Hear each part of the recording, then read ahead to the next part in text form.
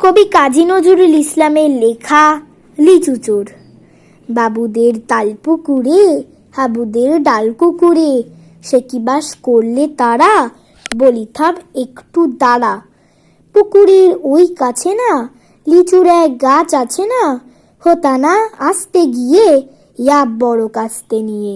গাছে গিয়ে যেই চড়েছি, ছোট এক ডাল ধরেছি।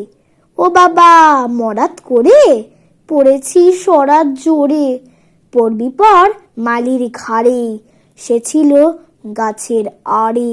বেটা ভাই বড় নচ্চার, ধুমাধুম গোটা দুচ্চার। দিলে খুব কিলো ঘুষি, একদম জোরসে ঠুসি। আমিও বাগিয়ে থাপড়, দে হাওয়া জাগিয়ে কাপড়। লাফ দিয়ে ডিংরু দেয়াল, দেখি এক ভিতরে শেয়াল।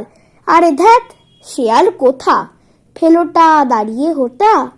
দেখে যে আটকে ওঠা, কুকুরও জ্বললে ছোটা। আমি কই কম্ব কাবার, কুকুরেই করবে সাবার। বাবা গো মা গো বলে, পাঁচিলের ফোকল গলে ঠুকি যে বস্তের ঘরে, যেন প্রাণ আসলো ধরে। যাব ফের কানমুলি ভাই, চুরিতে আর যদি যাই, তবে মোর নামই মিছা, কুকুরের চামড়া খিচা। সে কি ভাই যাই রে ভুলা, মালির ওই পিটনি গুলা। কি বলিস ফের হপ্তা, তবা নাক খপ্তা। ধন্যবাদ।